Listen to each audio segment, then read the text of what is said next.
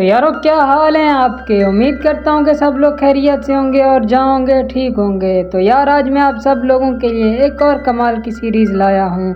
इस सीरीज़ में action adventure और इसके ग्राफिक भी काफ़ी ज़्यादा अच्छे हैं जो कि पर्सनली मुझे काफ़ी औसम लगे। तो बगैर किसी देरी के यारों वीडियो को स्टार्ट करते हैं। एपिसोड की स्टार्ट में हम हमारे मेन कैरेक्टर को देखते हैं जो कि एक हेमली पैलेस में था और ये पैलेस अब एक खंडर बन चुका था। तो यारों हमें हमारा मेन कैरेक्टर बताता है कि असल में वो किसी और यूनिवर्स से है जहाँ पर उसे एशियंट चीज़ों की खोजबीन करना काफ़ी ज़्यादा पसंद था। तो एक दिन वो एक एशियंट मकबरे में जाता है और यहाँ पर वो कई सारी एशियंट चीज़ों की पिक्चर्स लेने लगता है, लेकिन तभी उसे कुछ अजीब से विजुअल आने लगते हैं जिसकी वजह से उसके पांव लड़खड़ा जाते हैं और वो उस जगह से नीचे गिरने लगता है। लेकिन इतने में ही वहाँ पर एक स्पिरिचुअल पोर्टल ओपन होता है जिसके अंदर हमारा मेन कैरेक्टर चला जाता है और जब उसकी आंखें खुलती हैं तो वो खुद को इस हेवनली पैलेस में पाता है। और फिर हम हमारे मेन कैरेक्टर के पीछे एक स्पिरिचुअल बीस्ट को देखते हैं जिसे देखकर हमारा मेन कैरेक्टर काफी ज्यादा डर जाता है और वहाँ से भागने की कोशिश करने लगता है, मगर वो स्पिरिचुअल बीस्ट हमारे मेन कैरेक्टर के पीछे पड़ जाता है और उसे अपने सर की मदद से हवा में उछाल देता है। जब वो नीचे आता है तो स्पिरिचुअल बीस्ट के ऊपर बैठ जाता है और वो स्पिरिचुअल बीस्ट हमारे मेन कैरेक्टर को हेवनली पैलेस के और अंदर ले आता है जहाँ पर हर चीज टूटी हुई थी। और हमारा मेन कैरेक्टर भी इस हेवनली पैलेस को गौर से देख रहा होता है और सोच रहा होता है कि आखिर इतनी अच्छी जगह को ऐसे खंडर होने किसने दिया। और थोड़ी ही दूर जाने के बाद वो हेवनली बीस्ट अचानक से गिरने लगता है जैसे कि उसकी पावर्स खत्म हो गई हो और वो दोनों ही जमीन पर आ गिरते हैं। तभी सीन चेंज होता है और हम हमारे मेन कैरेक्टर के साथ छोटे बीस्ट को देखते हैं जो कि असल में एक हेवनली बीस्ट था और इसे हमने एशियंट मकबरे में भी देखा था।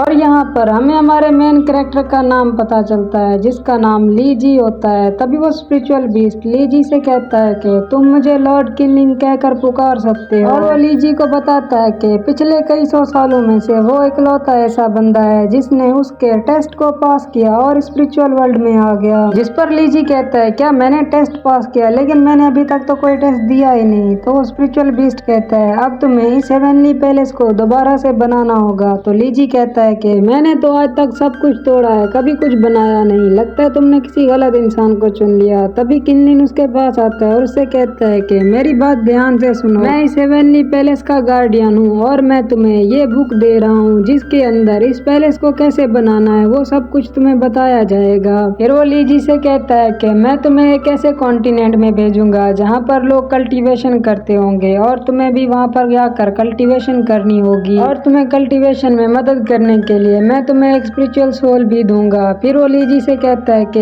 एक बात याद रखना, जिस तरह तुम कल्टीवेशन करोगे उसी तरह ये हेवनली पैलेस खुद ब खुद बनता जाएगा। और वो ली जी से कहता है कि अगर तुमने कल्टीवेशन करना छोड़ दिया तो तुम दोनों दुनियाओं के बीच में फंसे रह जाओगे। इतने में एक और पोर्टल ओपन होता है जो कि बिल्कुल पहले वाले स्पिरिचुअल पोर्टल की तरह ही था और ली जी उस पोर्टल के अंदर गिरता हुआ कहता है कि मैंने अभी तक तुम्हारी बात से एग्री नहीं किया। तभी हम देखते हैं कि ली जी उसी कॉन्टिनेंट में आ जाता है जहाँ पर लोग कल्टीवेशन कर सकते थे। और जैसे ही ली जी उठता है तो अपने आसपास देखता है और उसे समझ नहीं आ रही होती कि उसे जाना किस तरफ है। इतने में वहाँ पर एक पोर्टल ओपन होता है और उससे आवाज आती है कि तुम्हें मिस्टी माउंटेन की तरफ जाना है और वहाँ पर थंडर एम्बर को ढूंढना है। तभी ली जी उसकी आवाज सुनता है और उसे पता चल जाता है कि ये और कोई नहीं बल्कि किन्लिन ही है। अभी वो जा ही रहा होता है कि इतने में उसे पीछे से कोई आवाज देता है जिसे सुनकर ली जी वापस देखता है। तभी उसे एक बंदा दिखाई देता है जिसे देखकर ली जी कहता है कि क्या मैं तुम्हें जानता हूँ। जिस पर वो बंदा कहता है कि क्या अजीब से कपड़े पहनने के बाद तुम अपने कजन को ही भूल गए। जब तक तुम्हारे पिता फैमिली के हेड थे मैंने सारी अच्छी चीजें लाकर तुम्हें दी, इवन के प्रिंसेस ताइकोंग भी। उसकी बातें सुनकर ली जी सोचने लगता है कि शायद पहले से ही उसका कोई कैरेक्टर यहाँ पर मौजूद था। इतने में एक बंदा उस पर अचानक से हमला कर देता है लेकिन ली जी उससे बच जाता है और वो सारे लोग मिलकर ली जी पर अटैक करने लगते हैं, मगर ली जी भी खुद को प्रोटेक्ट कर रहा होता है। फिर उनमें से एक लड़का ली जी को एक जोर का मुक्का मारता है लेकिन ली जी भी उस पर काउंटर अटैक करता है और उसे दूर फेंक देता है। मगर इतने में ली जी का कजन भी उस पर हमला करने के लिए आता है जिसके एक ही अटैक से ली जी काफी ज्यादा दूर जाकर गिरता है और यहीं पर हमारा एपिसोड एंड हो जाता है।